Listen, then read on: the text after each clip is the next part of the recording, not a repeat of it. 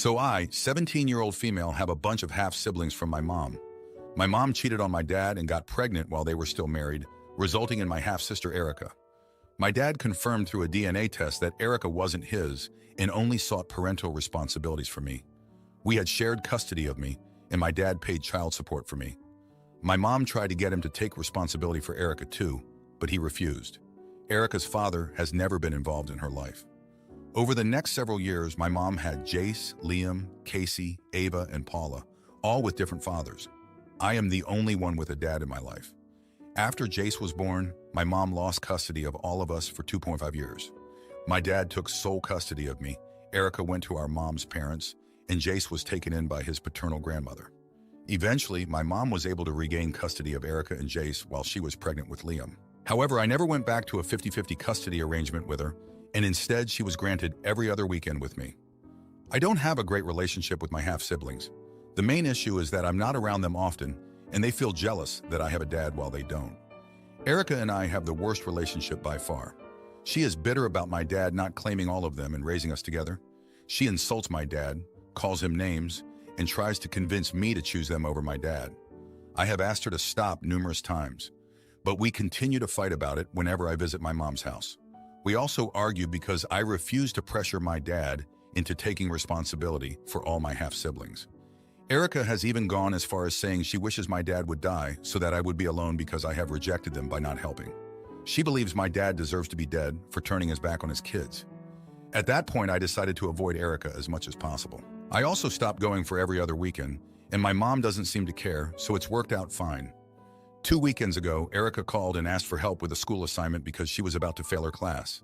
She wanted me to go to my mom's and assist her, but I refused.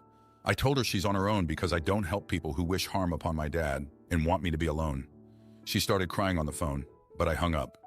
My mom called last week and yelled at me because Erica was upset and had failed her assignment. She said I was supposed to be a leader and the best big sister to all my siblings, but I acted like an only child who only cares about my dad. Erica also sent me an angry text. Am I the jerk, Ada? Now for a few comments before the update, comment 1, not the idiot oof. Life isn't easy. I'm sure both your parents know this. Something to respect about your dad is he's intelligent and responsible and maintains healthy boundaries. It seems you've been learning these attributes as well in how you're handling your relationship with your half-sister. It's shitty behavior of hers for sure, but can she really be faulted while she is continuously failed by both her parents? I'm certain she is envious and has every right to be honest. But this is what envy does to people. To me, from the outside, it seems your dad is your beacon. I wouldn't let friends or family come between you two for anything. Without him, you have so much less. It sucks having to recognize that people related to you don't want the best for you. Comment 2. Not the idiot. She's just disrespectful and toxic. She's showing blatant disregard for your feelings and well-being. Your mom's expectations that you should prioritize Erica over yourself and your own boundaries are completely unreasonable. You have no obligation to cater to Erica's demands, especially when she fails to show basic respect towards you. Your decision to distance yourself from Erica's toxicity is the best thing you did here. Don't let anyone guilt trip you into sacrificing your own happiness for someone who clearly doesn't appreciate it. Stand firm in your boundaries and continue to prioritize yourself. Now, for the update, thanks for sticking around. A lot has happened since my last post. So Erica's been on a rampage, and it's like she's on a mission to make my life miserable. She's been spreading rumors about me at school, saying I think I'm better than everyone else because I have a dad in my life. It's been rough, but I've been trying to ignore it and focus on my own stuff. Then out of nowhere, my dad sits me down for a talk. He's been acting weird, and I could tell something was up. He tells me he's been laid off from his job, and we're going to have to tighten our belts for a while. It's a shock, but I tell him we'll get through it together. The next day I get a call from Jace. He's crying, saying he's been kicked out by his grandma and has nowhere to go. I'm his sister, so I feel like I have to do something. I talk to my dad, and even though things are tight, he agrees to let Jace stay with us for a bit. I thought it was a good thing, helping out family, you know? But then things take a turn. Jace starts acting strange, sneaking around the house and on his phone all the time. I don't think much of it until I come home early one day and catch him going through my dad's papers. He's on the phone with Erica, and they're talking about finding something that could fix everything for them. I confront Jace, and he breaks down, saying Erica convinced him that my dad has money stashed away, and that if they could find it, they could use it to help out all my half-siblings. I'm furious. I trusted him and he betrayed us. I tell him he has to leave, and I don't tell my dad what happened because I don't want to stress him out even more. Things settle down for a bit, but then Erica shows up at our door. She's got this sob story about how sorry she is and how she wants to make things right. My dad, being the kind-hearted man he is, lets her in. I'm skeptical, but I figure maybe she's changed. We're all sitting in the living room, and Erica starts apologizing, saying she's been talking to a counselor and realizes how wrong she was. She even starts crying, and I start to think maybe she's sincere. Then she asks if she can stay with us for a while, just until she figures things out. My dad looks at me and I nod. It feels like the wrong choice, but I can't just turn my back on her. That night, I overhear Erica on the phone. She's talking to someone about a plan to get back at my dad for everything.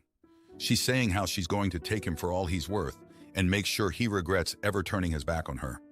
My heart sinks. I've made a huge mistake letting her into our home.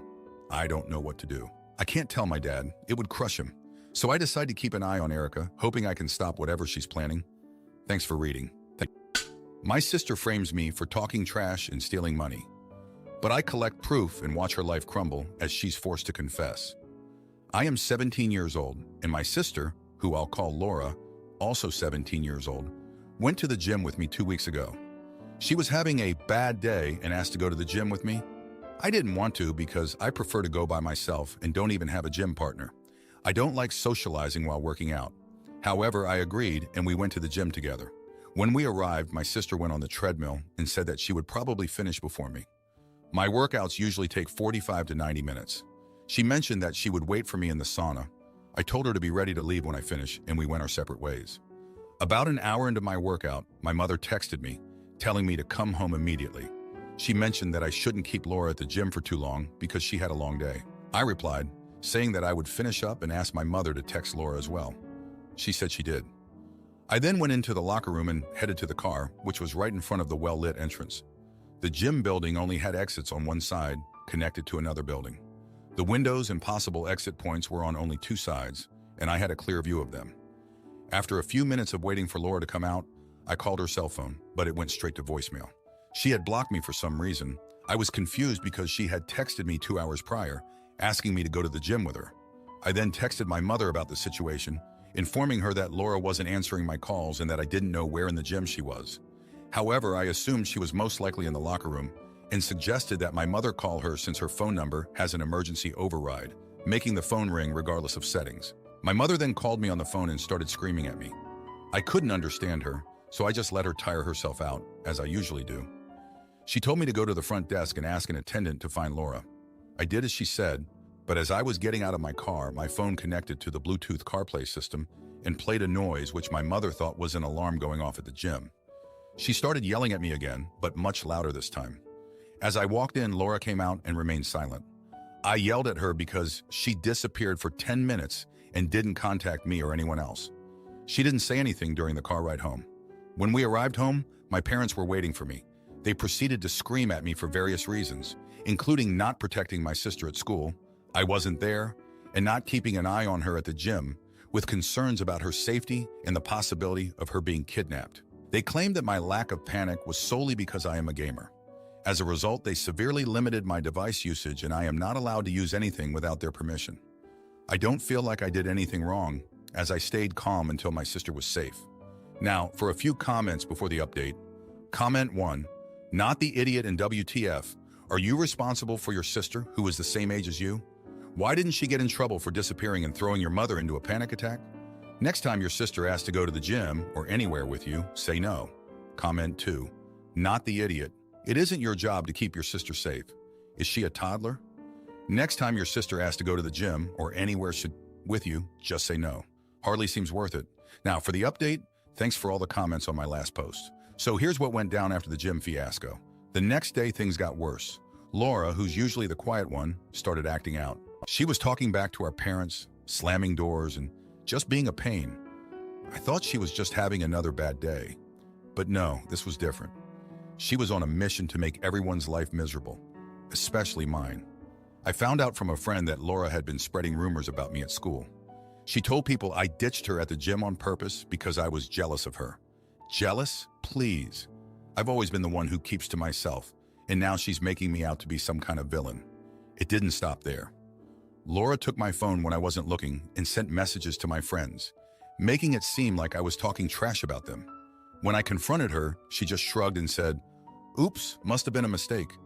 A mistake? Yeah, right. I was boiling inside, but I kept my cool. I had to prove that I wasn't the bad guy here.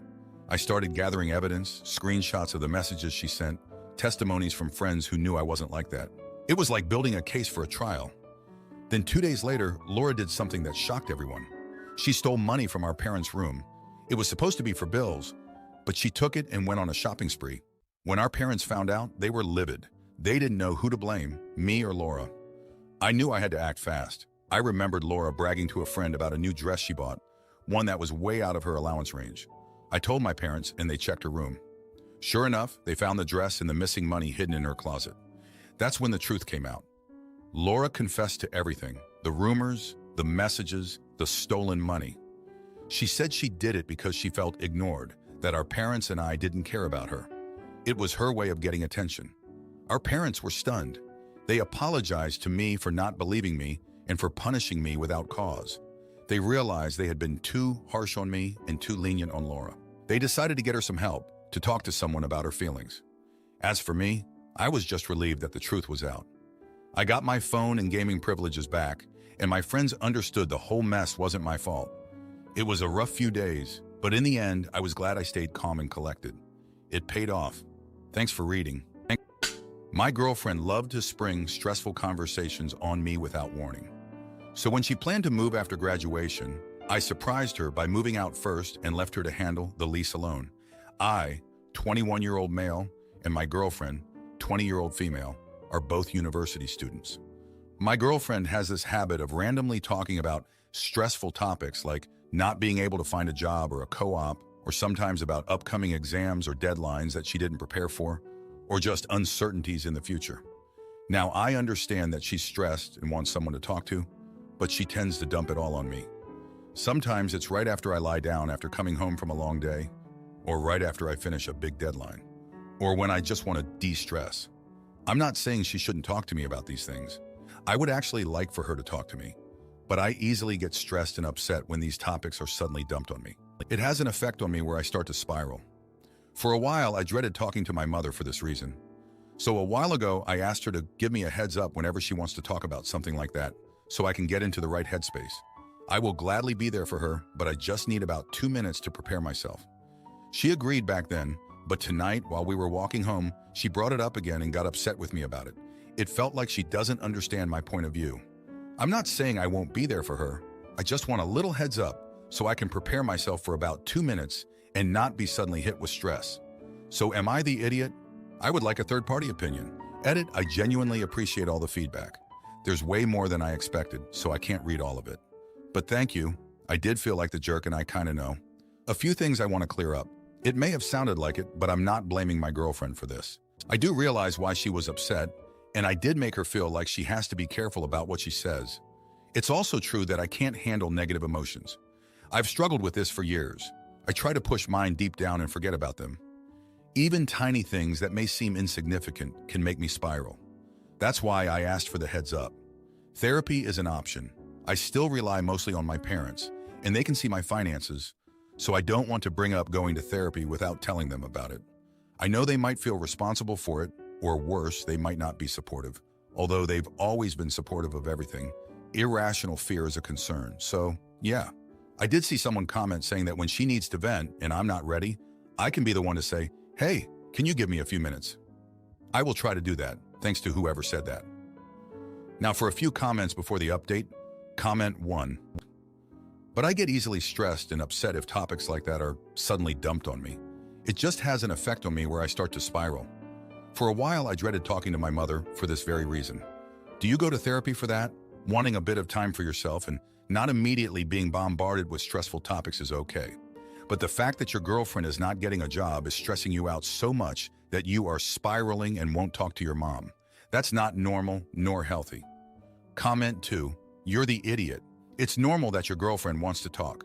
It's not normal to ask for pre-warning. That's not how life or relationships work. You just need a way to not get so emotionally engaged when she is venting. Now, for the update, thanks for sticking around. A lot has happened since the last post.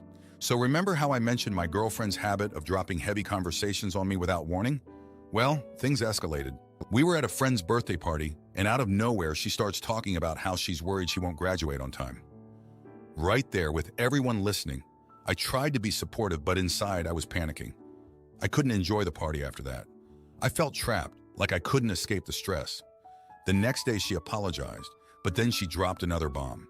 She said she might move back home after graduation because she's not sure she can find a job here. That's hours away from me. Everyone's asking what we're gonna do, and honestly, I don't know. It's like she's already halfway out the door and I'm just standing here watching her leave. Then my buddy Mike, who's been my go-to guy for advice, did something unexpected. He told her about my struggles with stress and how her random talks were affecting me. I couldn't believe it. I felt betrayed. She was hurt, saying she felt like she couldn't talk to me about anything anymore. I was mad at Mike for spilling my secrets and mad at her for not seeing how this was hard on me too. But it didn't stop there. Mike's girlfriend, who's also friends with my girlfriend, got involved. She told my girlfriend that maybe she was better off moving back home, that maybe we were too different. It was like everyone had an opinion on my life, and no one cared what I thought. I tried to talk to my girlfriend about it all, but we just ended up arguing. She said she felt like she was walking on eggshells around me. I didn't want that, but I also didn't want to be blindsided by stress all the time. In the middle of this mess, my mom called. She heard from Mike's mom about the whole situation.